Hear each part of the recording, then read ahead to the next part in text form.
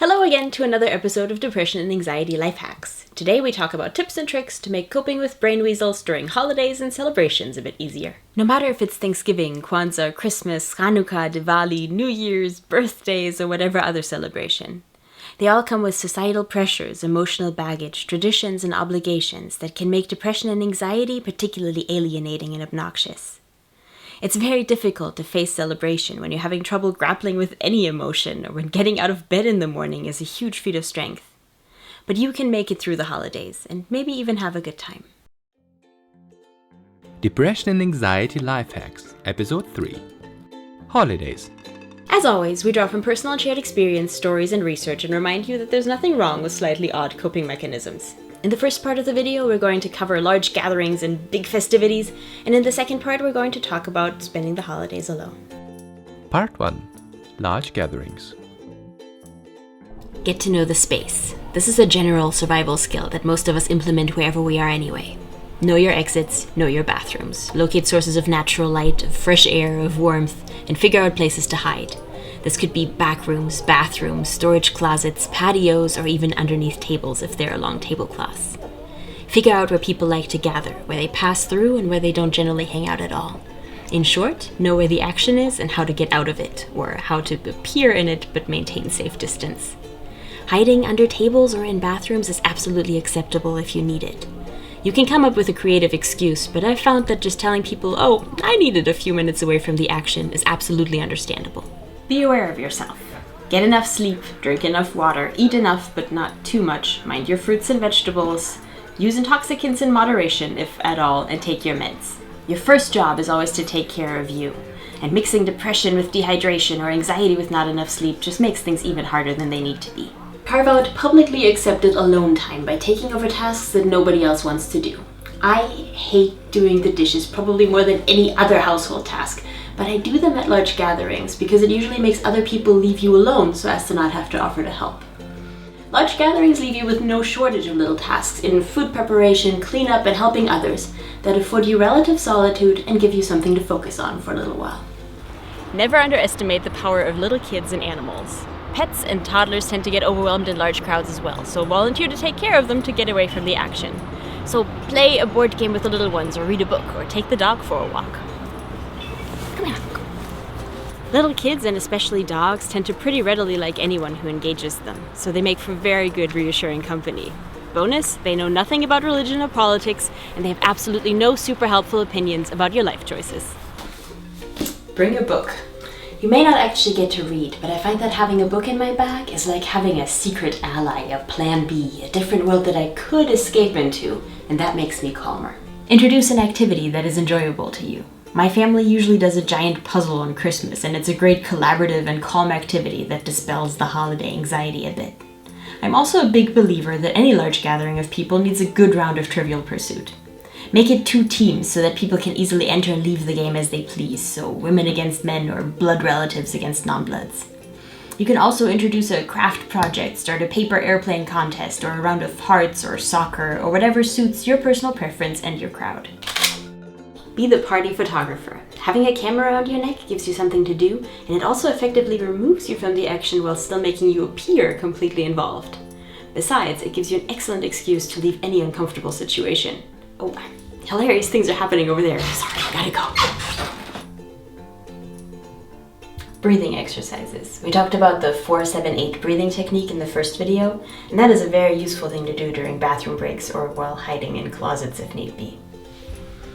Scarves, lemons, tea, and all the other tips remain very useful on holidays as well. Most importantly, be as open as you can be about your brain weasels. Trying to maintain a perfect, flawless facade is usually the most difficult and damaging part of dealing with depression and anxiety during the holidays.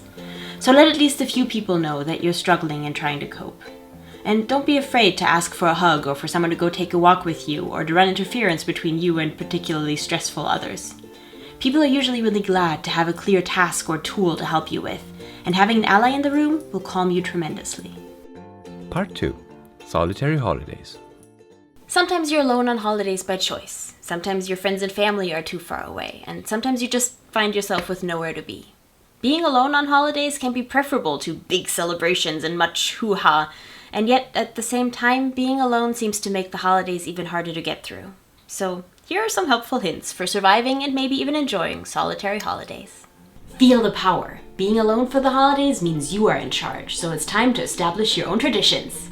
Traditions are excellent when they are positive and comfortable because they give you structure and regularity. But the traditions that work for others don't necessarily need to be working for you. Who says your birthday isn't the day to take yourself on adventures, or else to build a giant blanket fort and eat brownies straight out of the pan? Who says New Year's isn't the day to move furniture around and reorganize your favorite room? Who says that Christmas isn't traditionally celebrated by eating ice cream, watching movies, and putting yogurt on your face? Declaring the things you do new traditions validates them and gives them sneaky meaning. And because you're the captain of your own traditions, you absolutely get to change them around next year. So cancel the ones you didn't love and add new ones as you please.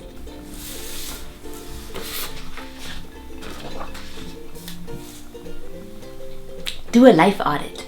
I tend to get existential on holidays. I tend to get existential when I'm sad, and I tend to get existential when I'm lonely. So solitary holidays can hit the trifecta. Fighting that is very difficult and kind of futile, so embrace the existentialness and re-examine your life. There are several different ways of doing this, and I'll include some relevant links in the description. Create something. Making things, no matter how simple or complex, is very soothing because there's always visible progress and there's physical proof that you didn't lose time. So pull out that creative idea, that home improvement project, that fancy recipe you've been meaning to try. If you don't have 1 or 12 of those in the back of your mind, go explore the depths of Pinterest's DIY boards. Find something you like and make that your designated holiday project.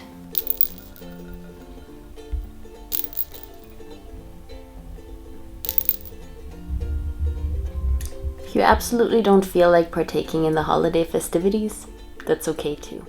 It's important to celebrate life and appreciate the good things, but our lives, moods, and brain weasels don't generally conform to calendars. So don't let anyone tell you that you need to be jolly, cheery, and get into whatever holiday spirit. You can't force how you feel, and sometimes boycotting a holiday can be what's best for your mind at that moment, especially if there are too many bad things connected to that holiday for you to find the jolly cheer in it. So declare it a regular old day, try to get some work done, cook some pasta, go to bed early. That's okay too. Holidays are not obligatory. It is important to celebrate life though, to stop the regular routine every now and again and do something special, to gather people you love and appreciate the good things in life. Traditional holidays don't usually cut it for me there, so I highly recommend coming up with your own. Following the example of Seinfeld's Festivus and John Mayer's Pedamundo, we created Quokka Marshmallow Day last year, which is a day for good friends, board games, and personalized baked goods. The second annual Quokka Marshmallow Day is already scheduled for April. On a smaller scale, weekly celebrations are incredibly useful for the brain weaselly mind. Konstantin and I celebrate Fridays every week, which is commonly celebrated by having an adult beverage, watching good films or shows, and fixing Konstantin's dreadlocks, or else by sitting around and having profound conversations.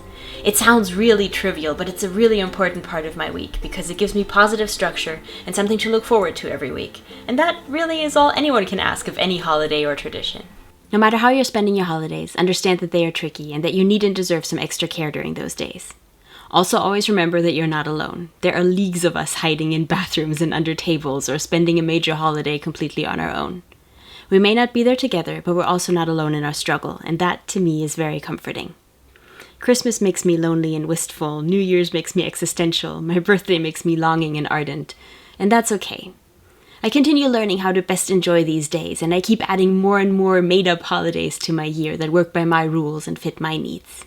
Brain weasels make it harder to celebrate and be cheerful, but they also remind us that emotions and mental health don't follow the calendar. Celebrate good things whenever you can, and take care of yourself when you can't. Don't worry about uncomfortable traditions and obligations. You're not required to fit into outside expectations.